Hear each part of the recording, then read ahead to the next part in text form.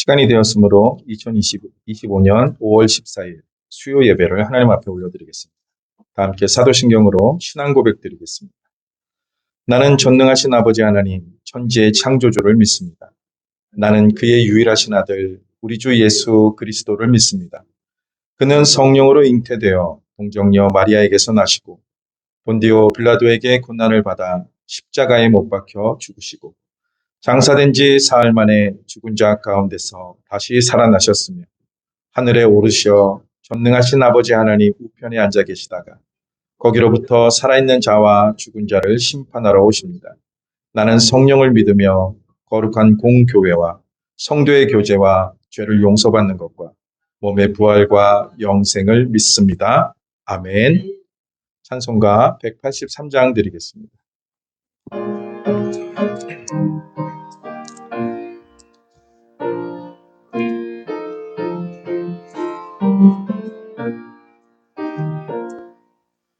민들의 마른 풀같이 시들은 나의 영혼 주님이 약속한 성령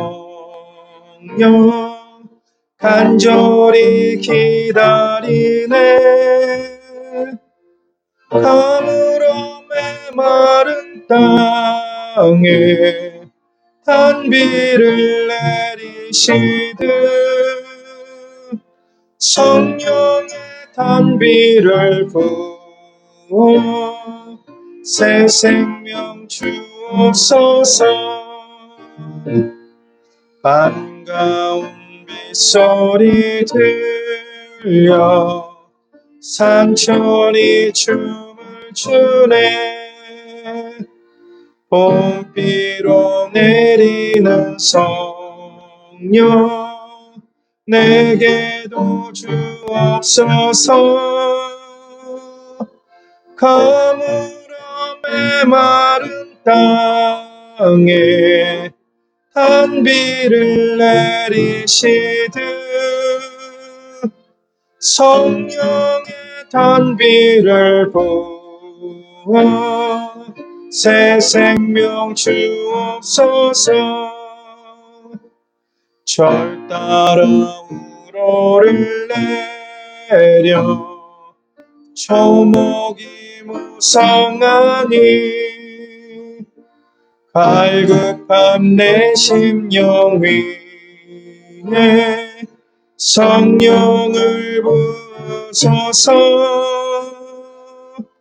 가물어 메마른 땅에 단비를 내리시듯 성령의 단비를 부어 새 생명 주옵소서. 참되신 사랑의 언약 어길 수 있사오랴 오늘의 흡족한 은혜 주실 줄 믿습니다.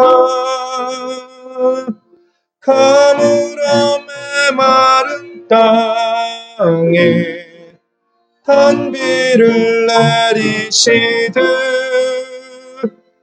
성령의 단비를 부어 새 생명 주옵소서. 아멘. 이 시간 함영순 권사님께서 기도 인도해 주시겠습니다.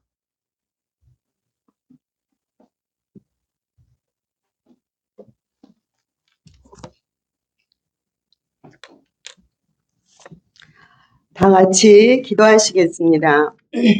사랑하시는 하나님 아버지, 우리를 향한 놀라운 사랑과 은혜로 일찍이 자녀 삼아주시고 또 하늘 백성으로 살아가게 하심을 인하여 감사드립니다. 죄로 죽은 우리 영혼의 십자가 보혈로 깨끗함을 얻는 비밀과 또 부활의 산 소망 되신 주님을 이 시간 찬양합니다. 주님, 나라와 교회들을 또 주님 불쌍히 여기시고 죄의 길로 빠지지 않도록 우리의 마음을 아버지께서 붙들어 주시고 오직 소망 되신 주님을 향하여 믿음으로 걷는 교회와 성도들을 주님 안에서 구별되이 살도록 은혜를 부어 주옵소서. 또 주님 6월에 총선이 있습니다. 주님의 마음에 합당한 대통령을 선출되도록 도우시고 또 이 나라가 말씀에 굳게 서며 열방을 향하여 주의 마음을 또 전하게 하시고 명령인 또 이 말씀이 마음껏 선포되도록 주님 우리를 통하여 일하게 하여 주시기를 원합니다. 주님 또 가정의 달 5월을 주신 것을 인하여 감사합니다.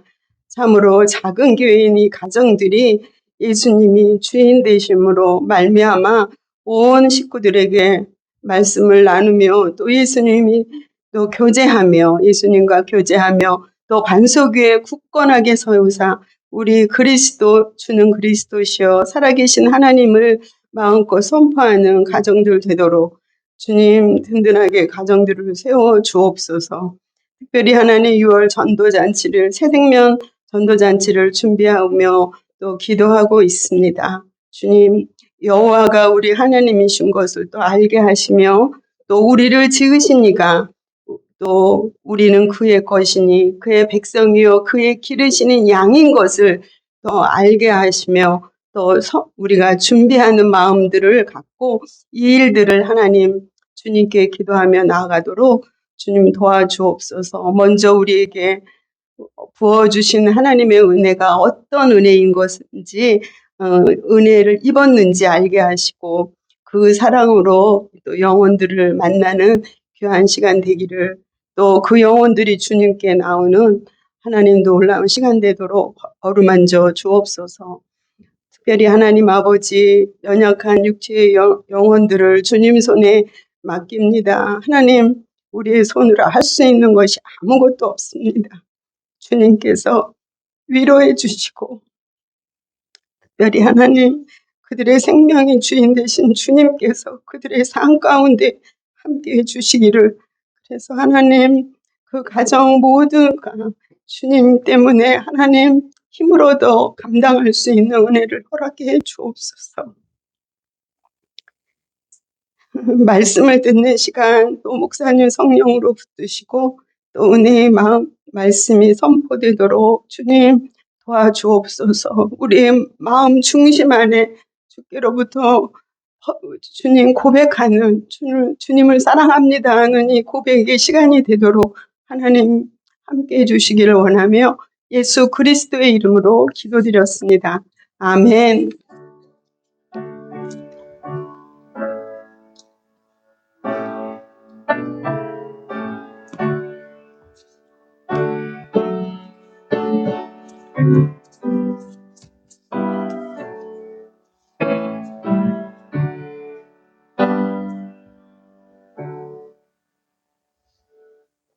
하나님의 말씀은 마태복음 19장 16절에서 22절 말씀입니다.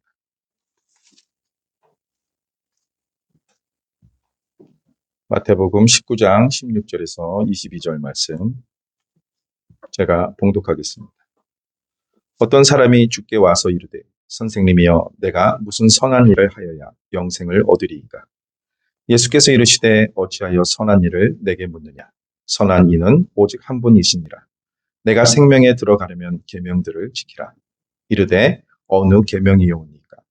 예수께서 이르시되 살인하지 말라, 간음하지 말라, 도둑질하지 말라, 거짓 증언하지 말라, 내 부모를 공경하라, 내 이웃을 내 자신과 같이 사랑하라 하신 것이니라. 그 청년이 이르되 이 모든 것을 내가 지키었사온데 아직도 무엇이 부족하니까? 예수께서 이르시되 내가 온전하고자 할진대 가서 내 소유를 팔아 가난한 자들에게 주라. 그리하면 하늘에서 보화가 내게 있으리라. 그리고 와서 나를 따르라 하시니 그 청년이 재물이 많음으로 이 말씀을 듣고 근심하며 가니라. 아멘. 요즘 시대는 자신의 강점을 나타내는 시대입니다. 자신이 어떠한 것이 강점인지를 사람들에게 나타내고 있습니다. 그래서 사람들은 자기 개발서, 또 인생 코칭, MBTI까지 사람들은 자신이 가진 장점과 재능을 찾고 자신의 강점을 극대화하는 데 집중하는 삶을 살고 있습니다. 그런데 아이러니하게도 관계가 깨지고 삶이 무너지는 지점은 장점이 아니라 단점에서 온다는 것을 볼 수 있습니다. 예를 들면 성실하지만 융통성이 없는 사람, 또 친절하지만 비판하지 못하는 사람, 또 도덕적이지만 교만한 사람을 들 수가 있습니다. 이처럼 단점은 관계를 무너뜨리기도 합니다. 또 더 나아가서 이 단점은 신앙을 무너뜨릴 수도 있는 것입니다. 오늘 본문에는 겉으로는 아무런 문제 없어 보이는 한 사람이 등장합니다. 도덕적으로 흠잡을 데가 없는 사람이었습니다. 그리고 재력도 있는 사람이었습니다. 그리고 그는 영생에 대해서 진지하게 고민하는 젊은이였습니다. 현대식으로 말하면 교회에서 인정받는 청년 리더일 수도 있습니다. 근데 예수님께서 말씀하십니다. 너에게 아직 한 가지 부족한 것이 있다라고 말씀하시는 것 같습니다. 그 한 가지가 결국 이 청년을 예수님에게로부터 멀어지게 합니다. 오늘 우리는 이 본문을 통해서 인간의 본질적으로 가지고 있는 단점을 보고 또 그 단점을 어떻게 은혜 안에서 직면하고 또 극복할 수 있는지를 살펴보고자 합니다. 이 사람은 겉은 완벽해 보인 사람입니다. 예수님께 이 청년이 찾아와서 말합니다. 내가 무슨 선한 일을 하여야 영생을 얻을 수 있습니까? 라고 묻습니다. 예수님이 율법에 대해서 말씀하시자 그는 곧바로 말합니다. 이 모든 것을 내가 지켰습니다. 그는 도덕적으로 훌륭했습니다. 또 종교적으로도 열심이었습니다. 인생의 중요한 질문을 진지하게 고민하는 청년이었습니다. 오늘날 교회를 본다면 제자 훈련도 수료했고 또 봉사도 성실하게 하는 또 예배도 빠지지 않는 멋진 교회의 오빠의 모습입니다. 그런데 이 청년에게는 스스로 보지 못할 그러나 예수님은 분명히 보신 부족한 한 가지가 있었습니다. 예수님은 보이지 않는 결핍을 드러내고 계십니다. 내게 아직도 한 가지가 부족한 것이 있다. 무엇일까요? 내 소유를 팔아 가난한 자들에게 주라. 그리하고 나를 따르라 라고 말씀합니다. 여기서 말씀하신 예수님은 단순히 재산을 포기하라는 요청을 하신 것이 아닙니다. 예수님은 그 청년의 마음속 중심에 무엇이 있는지를 알았던 것입니다. 무엇이 진짜 그 마음의 진짜 주인으로 자리 잡고 있는지를 예수님은 꿰뚫어 보신 것입니다. 그래서 그것을 드러내셨습니다. 이 청년은 율법을 지켰지만 진짜 마음속의 주인은 하나님이 아니었습니다. 재물이 그 마음의 주인이었습니다. 겉으로는 종교성이 강하게 보입니다. 마음속의 주인이 하나님인 것처럼 보여요. 그 사람을 봤을 때 저 청년은 정말 믿음이 있어 라고 우리는 이야기하지만 실상은 아닐 수 있다는 것입니다. 우리는 그것을 눈으로 볼 수 없습니다. 그러나 주님, 중심을 보시는 주님은 그 모습을 보신 것입니다. 그래서 예수님은 그 치명적인 영적 맹점을 찌르신 것입니다. 이 청년은 나는 다 지켰습니다. 예수님, 나는 아무 문제가 없습니다. 라고 말합니다. 그러나 예수님은 한 가지 부족하다고 말씀하신 것입니다. 그 부족한 것을 지적했을 때 그 단점 때문에 그 청년은 예수님을 떠났습니다. 그 청년이 재물이 많음으로 이 말씀을 듣고 근심하며 가니라. 그는 좋은 청년이었습니다. 그런데 한 가지 단점 때문에 예수님을 떠나는 사람이 되고 맙니다. 겉으로 드러났을 때는 정말 신앙이 좋은 사람, 겉으로 드러났을 때 정말 본받을 만한 사람. 그런데 그는 자신의 단점이 드러났을 때 예수님을 떠나고 말았습니다. 이렇게 단점이 무서운 이유는 그것이 우리와 예수님 사이를 멀어지게 할 수 있기 때문입니다. 믿음이 있는 것 같았는데 어느 순간에 나의 단점이 드러났을 때 그때 주님을 떠나는 모습도 보일 수 있는 것입니다. 이처럼 우리 인간의 단점은 감춰져 있습니다. 우리의 단점이 감춰져 있어요. 이 청년의 단점은 외적인 모습에서 드러나지 않습니다. 그래서 인간의 눈으로 봤을 때 알아볼 수 없어요. 겉으로 봤을 땐 종교성도 뛰어나고 또 열심히 헌신하는 모습, 또 우리가 좋아하는 재력도 오늘날로 말하면 능력이 뛰어난 사람, 아무것도 흠잡을 데가 없는 사람입니다. 하지만 문제는 그 마음 중심에 있었다는 것을 오늘 본문을 통해서 우리는 알 수 있습니다. 예수님은 말씀하셨습니다. 내 소유를 팔아 가난한 자들에게 주라. 그리고 와서 나를 따르라. 여기에서 예수님은 청년이 가장 붙잡고 있는 것을 내려놓을 수 있는가를 묻고 계신 것입니다. 예수님은 그 돈에 관심이 별로 없어요. 오늘날 교회를 보면서 세상은 오해합니다. 교회는 돈을 좋아한다. 교회는 돈만 밝힌다. 근데 그것이 아니라 우리 마음에 어떤 분을 주인으로 섬기고 있는가. 진짜 하나님을 주인으로 섬기고 있는가. 아니면 재물을 주인으로 섬기고 있는가. 그것이 중요한 것입니다. 그래서 예수님은 청년이 가장 중요하게 붙잡고 있는 것을 내려놓을 수 있는가를 물으셨습니다. 이것은 단순한 행동의 문제가 아니라 우선순위와 주인됨의 문제입니다. 우리의 우선순위가 어디에 있는지. 이 세상에 속해 있지만, 이 세상에 살고 있지만 우리는 하늘나라에 속한 자로서 어떤 것을 중요하게 여기는지. 겉으로 봤을 때는 하나님을 중요하게 여기는 것 같아요. 하나님의 말씀대로 하나님의 계명을 다 지키면서 살아요. 또 겉으로 드러난 모습은 정말 흠잡을 데가 없었어요. 그래서 그 마음속에 우선순위가 무엇인지, 그 마음속에 주인됨의 문제가 무엇인지를 예수님께서 지적하셨습니다.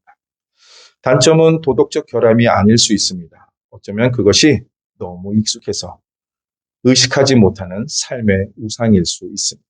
우상이 꼭 불상에게 절하는 것이 아니잖아요. 하나님보다 더 사랑하는 것. 하나님 자리에 올려놓은 것. 그것이 바로 우상 아니겠습니까? 어떤 사람에게는 인정받고자 하는 마음이, 또 다른 사람에게는 물질에 대한 집착이 바로 그 한 가지 부족한 것일 수 있는 것입니다. 자신의 모습을 한번 들여다보십시오. 나는 어떠한 모습이 부족한가? 겉으로는 올바른 행동처럼 보여도 속으로는 자기 욕망을 위해서 움직일 수 있다는 것입니다. 겉으로는 정말 믿음 있는 척하고 보일 수 있지만 그 속에는 욕망에 꿈틀꿈틀거릴 수 있다는 것입니다. 이처럼 단점은 자기 자신도 자각하지 못한 채 하나님보다 다른 것이 더 우선될 수 있는 무엇인 것입니다. 그래서 그 단점은 우리가 드러났을 때 어떻게 해야 되는지도 중요한 것입니다. 단점을 직면하지 않으면 신앙은 자라지 않습니다. 자신이 단점이 드러났을 때 거기에 맞서 서지 않으면 그는 신앙엔 자라지 않고 도태될 수 있는 것입니다. 이 청년은 그 말씀을 듣고 근심하며 돌아갔다라고 말씀하고 있습니다. 그의 문제는 단점이 있다는 것 자체가 아니라 그 단점을 직면하지 못하고 회피했다는 데 있습니다. 그 단점이 드러났을 때 직면해서 이겨내야 되는데 피해버렸다는 것입니다. 근데 이게 청년의 문제일 것이, 청년만의 문제일까요? 오늘을 살고 있는 우리도 똑같다는 것이죠. 그 단점이 드러났을 때 직면하고 바로 서야 되는데 우리도 회피하기 바쁩니다. 하나님은 성경에서 단점을 가진 사람들을 쓰신 것을 볼 수 있습니다. 그들이 공통적으로 가진 특징이 있습니다. 그들은 자신의 단점을 하나님 앞에서 인정하고 하나님을 의지했다는 공통점을 가지고 있습니다. 모세는 하나님 앞에 말합니다. 나는 말이 둔한 자입니다. 라고 고백했습니다. 다윗은 내가 죄악 중에 출생하였습니다. 라고 자신의 연약함을 시로 고백하였습니다. 사도 바울은 내가 약할 그때에 곧 강함이라고 외쳤습니다. 이처럼 하나님은 강한 자를 사용하시는 것이 아니라 자신의 약함을 드러내는 자를 통해서 일하시는 것을 볼 수 있습니다. 우리의 단점을 부끄러워할 필요 없습니다. 우리는 하나님 앞에서 부족한 자입니다. 하나님 앞에서 연약한 자입니다. 그것이 드러났을 때 회피하지 마시고 더욱더 주님 앞으로 나아가시기 바랍니다. 우리도 마찬가지이기 때문에 하나님 앞에서 자신의 단점을 마주하고 인정할 수 있는 사람이 하나님의 깊은 은혜를 누리고 성장할 수 있는 것입니다. 그 하나님 앞에 더 가까이 나가시기를 바랍니다.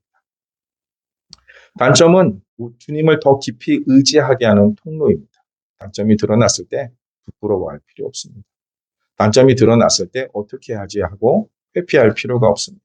그 단점을 통해서 주님을 더 깊이 의지하는 통로로 여기서 주님 앞에 더 깊이 나아가시길 바랍니다. 청년은 예수님을 떠났습니다. 그러나 예수님은 오늘 우리에게 여전히 말씀하시는 것 같습니다. 마태복음 11장 28절에 수고하고 무거운 짐진 자들아 다 내게로 오라라고 말씀하십니다. 예수님은 완벽한 사람을 부르신 것이 아닙니다. 오히려 부족한 것을 인정하는 사람을 부르고 계십니다. 그리고 그 부족함을 안고 예수님께 나오는 사람을 부르고 있습니다. 사랑하는 성도 여러분, 우리는 부족합니다. 그것을 하나님 앞에 인정하시기 바랍니다. 그리고 그 모습 그대로 예수님 앞에 나아가시기를 바랍니다. 하나님은 우리가 단점 없는 사람이 되기를 원하는 것이 아닙니다. 오히려 그 단점 때문에 더욱더 하나님을 의지하기를 원하시는 분이십니다. 그렇기 때문에 그 단점을 없애는 것이 중요한 것이 아니라 그 단점이 있음에도 불구하고 그 하나님 앞에 더욱더 깊숙이 나아가는 성숙한 신앙인들이 되시기를 바랍니다. 우리는 단점을 은혜의 통로로 삼아야 합니다. 그 단점이 우리를 낮출 것입니다. 또 그 단점 때문에 기도의 무릎을 꿇게 될 것입니다. 또 그 단점이 하나님의 뜻을 구하게 만들 것입니다. 한 가지 부족한 것을 내려놓을 때 진짜 주님의 제자가 되는 것입니다. 사랑하는 성도 여러분, 우리 안에 한 가지 부족한 것이 무엇일까요? 한번 자신을 돌아보시기 바랍니다. 하나님보다 더 사랑하는 것이 있나요?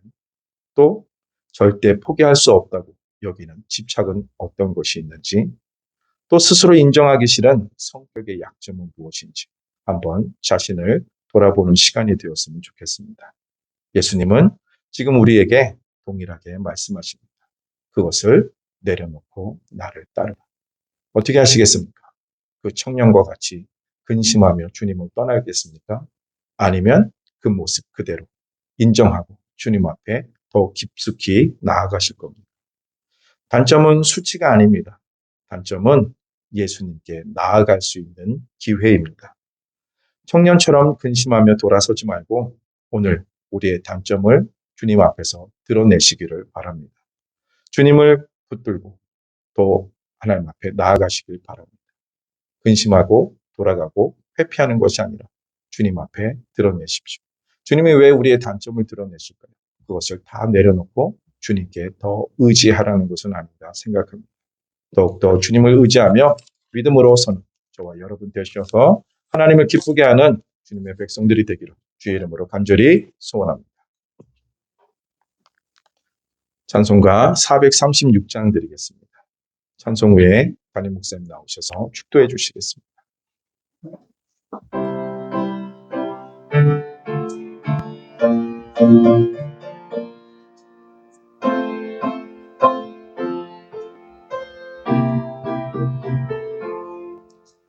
나 이제 주님의 새 생명 얻은 몸 옛것은 지나고 새 사람이로다.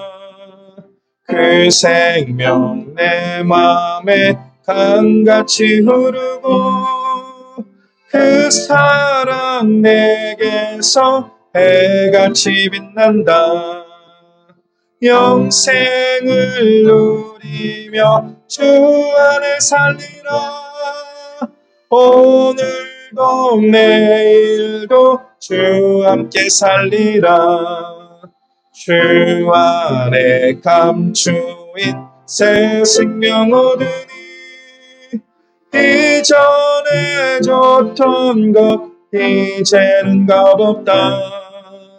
하늘의 은혜와 평화를 맛보니 찬송과 기도로 주 함께 살리라. 영생을 누리며 주 안에 살리라.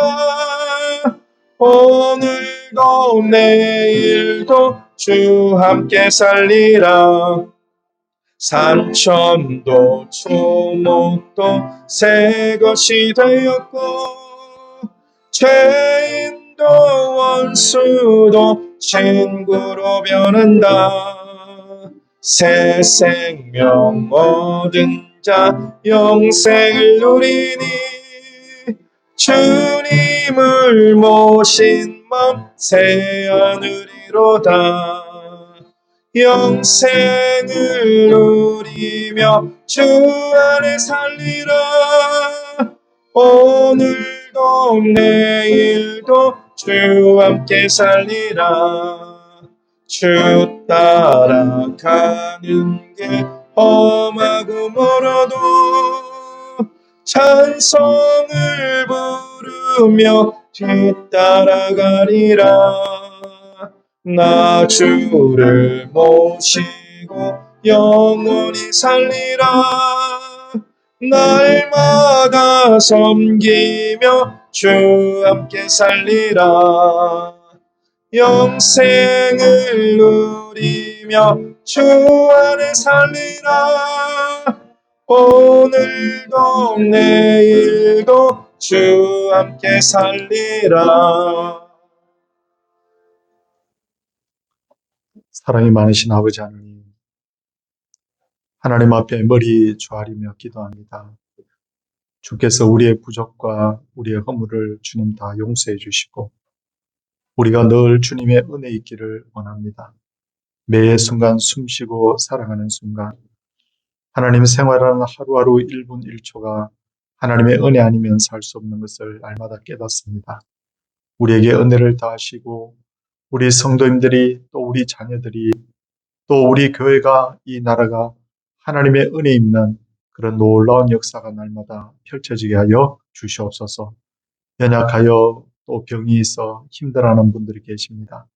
하나님께서 이 시간도 자비의 손을 내밀어 주시옵시고 하나님 마음에 낫고자 하느냐고 할 때 하나님 내가 정말 주님을 믿는다고 고백할 수 있도록 하여 주시고 그래서 정말 하나님의 은혜를 입는 그런 놀라운 역사가 있게 하여 주시옵소서. 주님 날마다 사람 지도자를 하나님이여 우리가 보며 늘 하나님 낙심을 합니다. 하나님이여 이때도 주 앞에 은혜를 구합니다. 6월 3일 날 대선에 하나님 정말 하나님을 두려워하고 백성들을 사랑하고 정말 하나님 공의로우며 성실히 이 지혜롭게 능력 있게 이 나라를 잘 이끌어갈 수 있는 대통령이 선출될 수 있도록 하나님께서 도와주시옵소서. 사랑해 주는 우리 교회가 좀 더 복음을 뜨겁게 전할 수 있도록 여건을 허락하여 주시고 우리의 마음도 그와 같이 동하게 하여 주셔서 한 영혼 한 영혼 믿는 자가 더하여지는 그런 서울 동산교회가 되게 하여 주시옵소서. 오늘도 주께 무한 감사드리옵고 예수님 이름으로 기도드리옵나이다. 아멘. 주 예수 그리스도의 은혜와 하나님의 크신 사랑과 성령님의 감화 교통하신 역사가 하나님의 백성들 위해 이제로부터 영원토록 함께 있을지어다. 아멘.